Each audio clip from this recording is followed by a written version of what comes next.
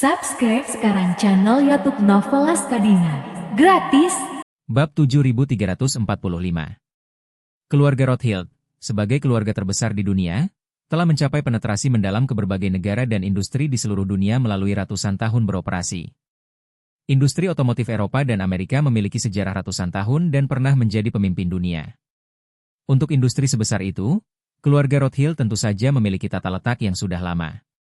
Belum lagi perusahaan-perusahaan Eropa dan Amerika ini, bahkan perusahaan otomotif Jepang dan Korea, serta perusahaan rantai pasokan di bidang otomotif, keluarga Rothschild memiliki saham atau bahkan saham pengendali. Sebenarnya tidak sulit bagi mereka untuk mencapai langkah ini. Seringkali, keluarga Rothschild tidak berinvestasi langsung di perusahaan.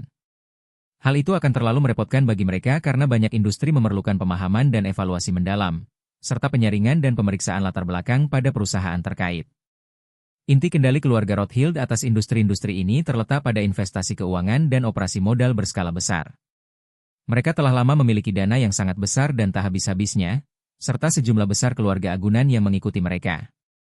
Beberapa dekade yang lalu, mereka mendirikan berbagai perusahaan modal ventura di seluruh dunia untuk berinvestasi di perusahaan-perusahaan menengah dan terdepan, serta perusahaan-perusahaan potensial di setiap industri target.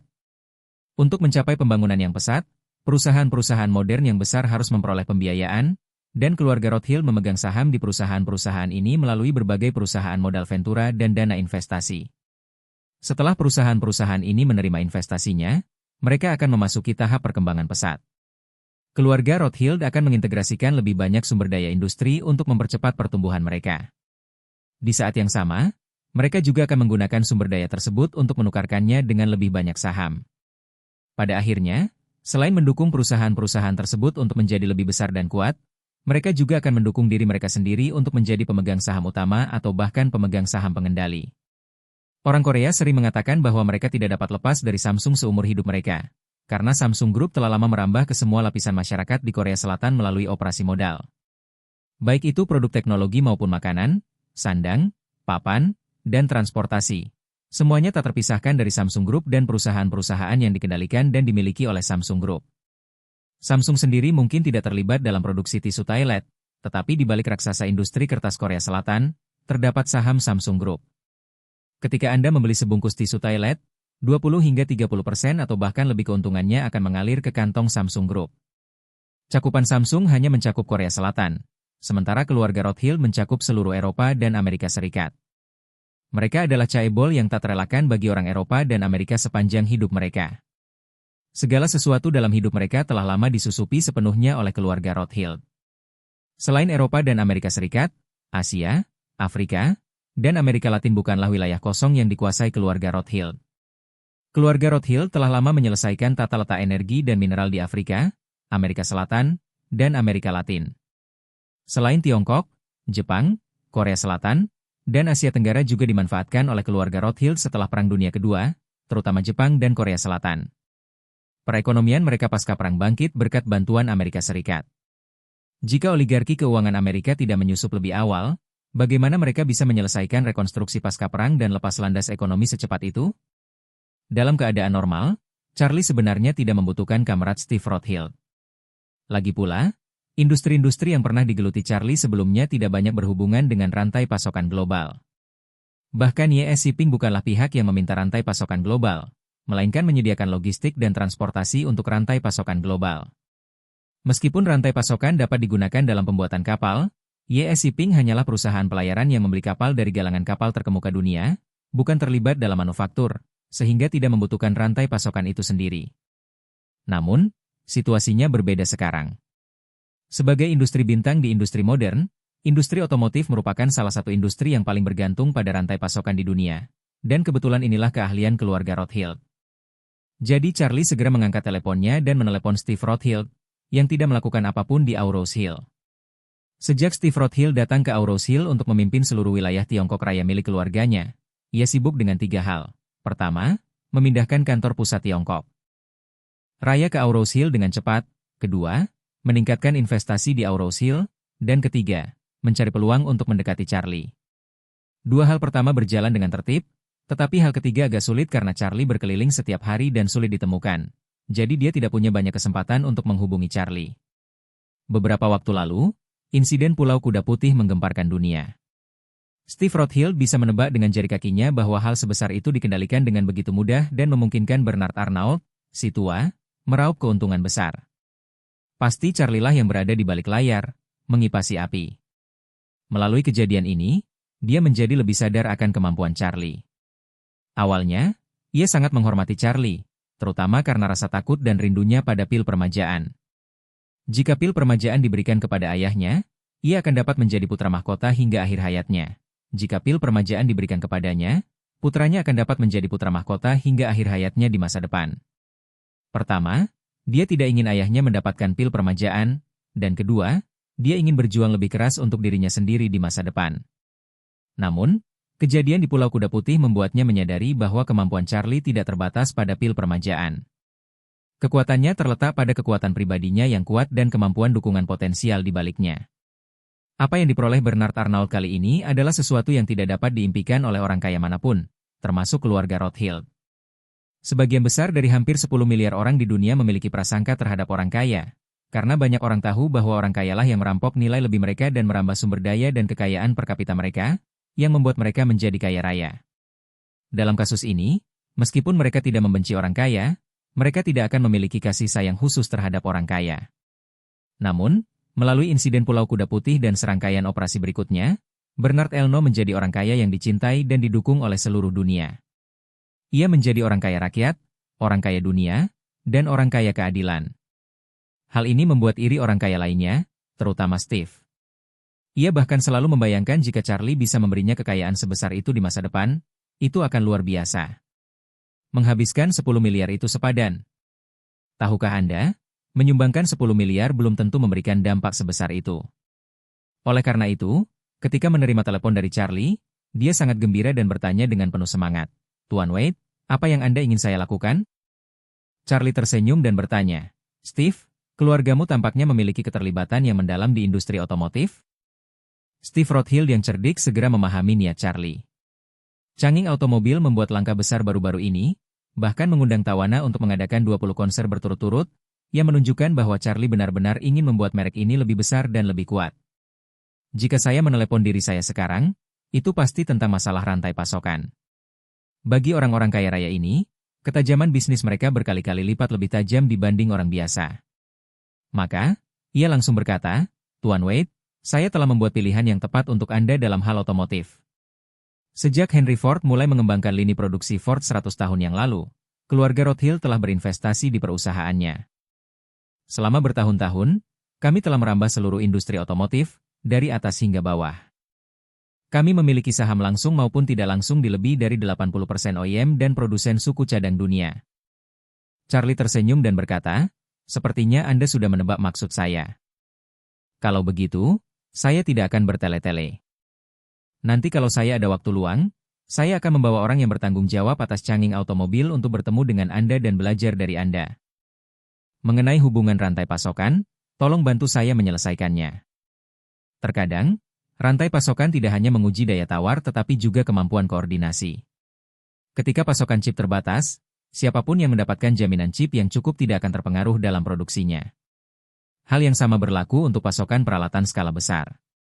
Saat membeli peralatan, beberapa perusahaan harus membayar terlebih dahulu dan mengantre selama 1 atau 2 tahun atau bahkan lebih lama.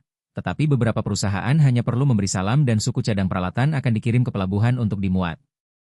Keluarga Rothschild memiliki posisi yang tak tertandingi dalam industri manufaktur Eropa dan Amerika dan dapat disebut sebagai bapak rantai pasokan Eropa dan Amerika. Banyak pemerintah Eropa dan Amerika tidak dapat menandinginya, apalagi perusahaan lain.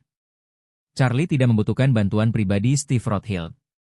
Dengan pengaruhnya, ia hanya perlu mengajak Pollard Watt berkeliling Eropa, Amerika Serikat, Jepang, dan Korea Selatan bertemu dengan para pimpinan perusahaan rantai pasokan tersebut, makan malam, dan berbincang dengan mereka.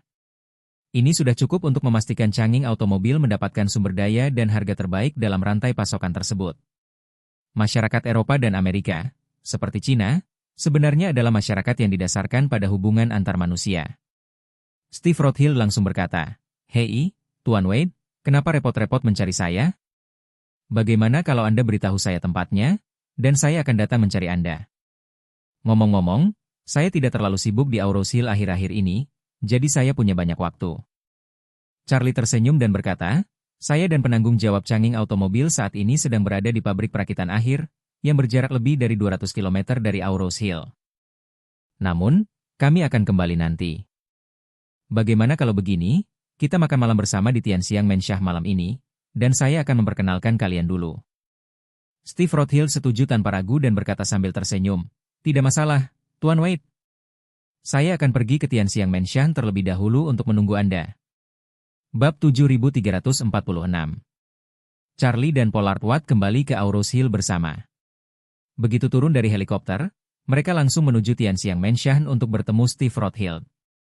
Sebelum Charlie tiba, Steve Rothhild meminta seseorang untuk membuat daftar semua perusahaan di industri otomotif tempat keluarga Rothhild memiliki saham dan saham pengendali. Totalnya ada lebih dari 600 perusahaan, tersebar di seluruh dunia. Dari perusahaan mobil ternama hingga produsen kabel yang kurang dikenal, manajer dana investasi keluarga Rothhild menginvestasikan uang mereka di mana-mana. Seperti kata pepatah, kalau ada kurma, coba lagi. Keluarga Rothhild memang seperti itu. Mereka punya banyak tenaga kerja dan modal yang kuat. Kalau mereka melihat hutan kurma, bawahan mereka akan masuk dan mencoba memetik setiap pohonnya. Saat mereka bertiga bertemu, Steve Rothhild bersikap rendah hati bak lulusan muda. Ia terus menggosok-gosokkan tangannya dengan gugup di depan Charlie. Sambil menyerahkan daftar tebal itu kepada Charlie, ia berkata dengan nada menyanjung seolah sedang mempersembahkan harta karun. Tuan Wade, perusahaan-perusahaan yang tercantum di sini kurang lebih terkait dengan keluarga Rothhild. Silakan luangkan waktu untuk melihatnya. Jika Anda tertarik dengan produk perusahaan manapun, saya akan membantu Anda menghubungi mereka sesegera mungkin. Charlie mengambil daftar itu dan melihatnya, lalu menyerahkannya kepada Pollard Watt di sampingnya dan berkata sambil tersenyum, Profesor Watt, silakan lihat. Saya tidak tahu banyak tentang industri ini. Oke. Pollard Watt mengambil daftar itu, membolak-baliknya beberapa kali, dan tampak terkejut. Ketika ia membolak-baliknya lagi, ekspresinya semakin terkejut. Setelah membolak-balik semua daftar itu, ia berkata kepada Charlie dengan heran, Tuan Wade, daftar ini hampir mencakup semua pemasok mematikan di pasar. Saya tidak menyangka banyak perusahaan Tiongkok juga memiliki saham yang dipegang oleh keluarga Rothhild. Steve Rothhild dengan cepat menyatakan, kami tidak memiliki kepemilikan langsung di perusahaan-perusahaan Tiongkok tersebut. Semua kepemilikan kami bersifat tidak langsung melalui dana modal Ventura, dan sebagian kecil dipegang atas nama individu atau perusahaan yang memiliki koneksi baik dengan kami. Charlie mengangguk dan bertanya kepada Pollard Watt, Profesor Watt, menurut Anda mana yang lebih berguna bagi kita? Pollard Watt berkata dengan penuh semangat, Tuan Wade, pada dasarnya semua ini bermanfaat. Jika Tuan Rothhild berkenan, beliau dapat membantu kami memperkenalkannya. Saya akan mengunjungi perusahaan-perusahaan besar utama ini dan meminta tim untuk mengunjungi perusahaan-perusahaan kecil dan menengah lainnya. Steve Rothhild sangat cerdik dan langsung berkata, tidak masalah, itu mudah. Profesor Watt, silakan pilih barang-barang yang ingin Anda pajang sendiri. Saya akan meminta seseorang menjadwalkan pertemuan dengan mereka dan meminta mereka mengantre untuk bertemu Anda di Nanjing. Pollard Watt merasa sedikit menyesal dan mencoba bertanya, bukankah ini tidak pantas? Tidak ada yang tidak pantas, kata Steve Rothhild sambil tersenyum, mereka semua hanyalah kaki tangan keluarga Rothhild. Alih-alih mengeluh tentang kunjungan mereka justru akan sangat senang. Jadi, Profesor Watt, tolong beritahu saya rentang waktu kunjungan Anda. Saya akan meminta asisten saya memberitahu perusahaan-perusahaan ini untuk datang. Setelah itu, dia tiba-tiba mendapat ide dan berkata sambil tersenyum, saya pikir Changing Automobil dapat mengadakan konferensi pemasok global. Konferensi pemasok global? Tanya Pollard Watt heran. Tuan Rothhild ingin kita menggunakan konferensi pemasok global sebagai alasan untuk membahas masalah ini secara terbuka dengan mereka? Baiklah. Steve Rothhild mengangguk dan menjelaskan, tidak masalah jika mereka berbondong-bondong ke China, ke Aurose Hill, atau bahkan langsung mengunjungi kantor Profesor Watt. Namun, jika terlalu banyak orang dan suaranya terlalu keras, hal itu mungkin akan menarik perhatian dan kecurigaan yang tidak perlu. Namun, jika ini adalah konferensi pemasok global otomotif Changing kita, dan mereka semua diundang ke Aurose Hill untuk hadir, maka ini jauh lebih masuk akal. Charlie tak kuasa menahan diri untuk memuji, ini ide yang bagus. Tidak hanya membuat masalah ini lebih masuk akal, tetapi juga memberitahu dunia bahwa Changing Automobil telah mendapatkan pengaruh dalam rantai pasokan. Semua pemasok otomotif terkemuka dan ternama di dunia telah berkumpul di Aurose Hill. Orang-orang di luar pasti akan kagum dengan kemampuan integrasi rantai pasokan canggih automobil. Steve Rothschild mengangguk dan berkata, itulah yang saya maksud. Pada saat itu, seluruh rantai pasokan industri otomotif pasti akan merasakan pengaruh canggih auto. Saya tidak bisa berkata apa-apa lagi, tetapi setidaknya biaya rantai pasokan canggih auto akan 10% lebih rendah daripada produsen mobil lain. Pollard Watt mengeluh, untuk mobil seharga sekitar 200.000 yuan, biaya material selain baterai mencapai sekitar 40%, yang berarti 80.000 yuan. Jika rantai pasokan dapat menekan biaya tambahan sebesar 8.000 yuan dan meneruskan penghematan tersebut kepada konsumen, efektivitas biaya kendaraan secara keseluruhan dapat ditingkatkan lebih lanjut. Steve Rothschild bertanya dengan heran, jadi, canggih automobil bermaksud mengikuti jejak kendaraan energi baru dari Tiongkok tersebut, dengan mengejar rute yang paling hemat biaya? Ya, kata Pollard Watt, produk yang benar-benar berkelas nasional harus memiliki rasio biaya kinerja yang tinggi, pengenalan merek yang tinggi, dan kredibilitas produk yang tinggi. Ini berarti preminya tidak boleh terlalu tinggi. Tuan Muda Wei sendiri tidak ingin canggih automobil menjadi perusahaan dengan margin keuntungan yang tinggi. Steve Rothschild hanya bisa menghela napas, dari sudut pandang saya, canggih automobil sedang mendapatkan begitu banyak perhatian saat ini, dan dengan bantuan Tawana Suite untuk mempromosikannya, begitu mobil ini resmi diluncurkan, ini pasti akan menjadi peluang besar untuk mendapatkan keuntungan. Di konferensi pers, kita bisa membanggakan teknologi, data, dan sentimennya, dan diam-diam mengurangi biaya material hingga ekstrim. Kita seharusnya bisa mendapatkan beberapa ribu dolar lebih banyak per mobil. Ditambah dengan margin keuntungan awal, kita bisa dengan mudah menghasilkan 10.000 dolar per mobil. Jika kita menjual ratusan ribu mobil seperti ini, kita akan mendapatkan miliaran dolar tunai, yang masih sangat besar. Setelah mengatakan itu, ia tak kuasa menahan diri untuk memberikan nasihat lain. Peluncuran mobil pertama adalah peluang besar untuk meraup untung. Daun bawang itu tumbuh subur di ladang, sayang sekali kalau tidak dipanen.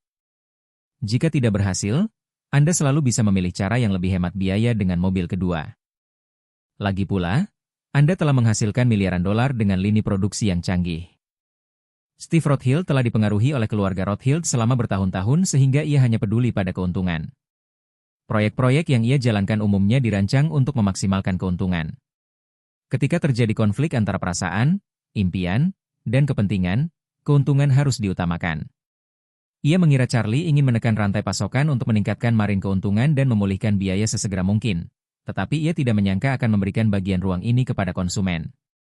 Menurutnya, perilaku ini bodoh dan naif, dan akan lebih baik untuk memanfaatkan kesempatan baik ini dan menghasilkan banyak uang.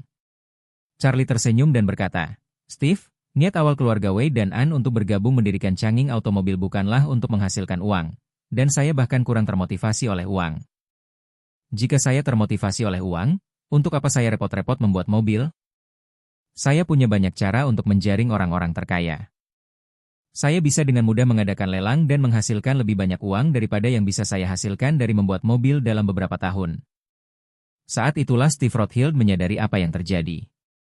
Ia berpikir, ya, bagaimana mungkin Charlie kekurangan uang? Jika ia melelang beberapa pil permajaan, ia bisa dengan mudah menghasilkan ratusan miliar dolar. Orang seperti ayahku pasti tidak akan berpikir dua kali ketika menghabiskan ratusan miliar dolar untuk pil permajaan. Bagaimana mungkin ia menghasilkan ratusan miliar dolar dengan memproduksi mobil? Memikirkan hal ini, ia berkata dengan rasa malu, aduh, Tuan Wade lah yang berstandar begitu tinggi. Saya masih belum bisa menghilangkan bau uang. Saya malu. Baiklah. Steve Rothschild mengangguk dan menjelaskan, tidak masalah jika mereka berbondong-bondong ke Cina, ke Auros Hill, atau bahkan langsung mengunjungi kantor Profesor Watt. Namun, jika terlalu banyak orang dan suaranya terlalu keras, hal itu mungkin akan menarik perhatian dan kecurigaan yang tidak perlu. Namun, jika ini adalah konferensi pemasok global otomotif canggih kita, dan mereka semua diundang ke Auros Hill untuk hadir, maka ini jauh lebih masuk akal. Charlie tak kuasa menahan diri untuk memuji, ini ide yang bagus. Tidak hanya membuat masalah ini lebih masuk akal, tetapi juga memberitahu dunia bahwa canggih automobil telah mendapatkan pengaruh dalam rantai pasokan. Semua pemasok otomotif terkemuka dan ternama di dunia telah berkumpul di Auros Hill. Orang-orang di luar pasti akan kagum dengan kemampuan integrasi rantai pasokan canggih automobil. Steve Rothschild mengangguk dan berkata, itulah yang saya maksud. Pada saat itu, Seluruh rantai pasokan industri otomotif pasti akan merasakan pengaruh Changing Auto. Saya tidak bisa berkata apa-apa lagi, tetapi setidaknya biaya rantai pasokan Changing Auto akan 10% lebih rendah daripada produsen mobil lain. Pollard Watt mengeluh, untuk mobil seharga sekitar 200.000 yuan, biaya material selain baterai mencapai sekitar 40%, yang berarti 80.000 yuan. Jika rantai pasokan dapat menekan biaya tambahan sebesar 8.000 yuan dan meneruskan penghematan tersebut kepada konsumen, efektivitas biaya kendaraan secara keseluruhan dapat ditingkatkan lebih lanjut. Steve Rothhill bertanya dengan heran, jadi, Changing Automobil bermaksud mengikuti jejak kendaraan energi baru dari Tiongkok tersebut, dengan mengejar rute yang paling hemat biaya? Ya, kata Pollard Watt, produk yang benar-benar berkelas nasional harus memiliki rasio biaya kinerja yang tinggi, pengenalan merek yang tinggi, dan kredibilitas produk yang tinggi. Ini berarti preminya tidak boleh terlalu tinggi. Tuan Muda Wei sendiri tidak ingin Changing Automobil menjadi perusahaan dengan margin keuntungan yang tinggi. Steve Rothhill hanya bisa menghela napas. Dari sudut pandang saya, Changing Automobil sedang mendapatkan begitu banyak perhatian saat ini, dan dengan bantuan Tawana Suite untuk mempromosikannya, begitu mobil ini resmi diluncurkan, ini pasti akan menjadi peluang besar untuk mendapatkan keuntungan. Di konferensi pers, kita bisa membanggakan teknologi, data, dan sentimennya, dan diam-diam mengurangi biaya material hingga ekstrim. Kita seharusnya bisa mendapatkan beberapa ribu dolar lebih banyak per mobil. Ditambah dengan margin keuntungan awal, kita bisa dengan mudah menghasilkan 10.000 dolar per mobil. Jika kita menjual ratusan ribu mobil seperti ini, kita akan mendapatkan miliaran dolar tunai, yang masih sangat besar. Setelah mengatakan itu, ia tak kuasa menahan diri untuk memberikan nasihat lain. Peluncuran mobil pertama adalah peluang besar untuk meraup untung. Daun bawang itu tumbuh subur di ladang, sayang sekali kalau tidak dipanen. Jika tidak berhasil, Anda selalu bisa memilih cara yang lebih hemat biaya dengan mobil kedua. Lagi pula, Anda telah menghasilkan miliaran dolar dengan lini produksi yang canggih. Steve Rothhill telah dipengaruhi oleh keluarga Rothhill selama bertahun-tahun sehingga ia hanya peduli pada keuntungan. Proyek-proyek yang ia jalankan umumnya dirancang untuk memaksimalkan keuntungan. Ketika terjadi konflik antara perasaan, impian, dan kepentingan, keuntungan harus diutamakan. Ia mengira Charlie ingin menekan rantai pasokan untuk meningkatkan margin keuntungan dan memulihkan biaya sesegera mungkin, tetapi ia tidak menyangka akan memberikan bagian ruang ini kepada konsumen. Menurutnya, perilaku ini bodoh dan naif, dan akan lebih baik untuk memanfaatkan kesempatan baik ini dan menghasilkan banyak uang. Charlie tersenyum dan berkata, Steve, niat awal keluarga Wei dan An untuk bergabung mendirikan Changing Automobil bukanlah untuk menghasilkan uang, dan saya bahkan kurang termotivasi oleh uang. Jika saya termotivasi oleh uang, untuk apa saya repot-repot membuat mobil? Saya punya banyak cara untuk menjaring orang-orang terkaya. Saya bisa dengan mudah mengadakan lelang dan menghasilkan lebih banyak uang daripada yang bisa saya hasilkan dari membuat mobil dalam beberapa tahun. Saat itulah Steve Rothhill menyadari apa yang terjadi. Ia berpikir, ya, bagaimana mungkin Charlie kekurangan uang? Jika ia melelang beberapa pil permajaan, ia bisa dengan mudah menghasilkan ratusan miliar dolar. Orang seperti ayahku pasti tidak akan berpikir dua kali ketika menghabiskan ratusan miliar dolar untuk pil permajaan. Bagaimana mungkin ia menghasilkan ratusan miliar dolar dengan memproduksi mobil? Memikirkan hal ini, ia berkata dengan rasa malu, aduh, Tuan Wade-lah yang berstandar begitu tinggi. Saya masih belum bisa menghilangkan bau uang. Saya malu.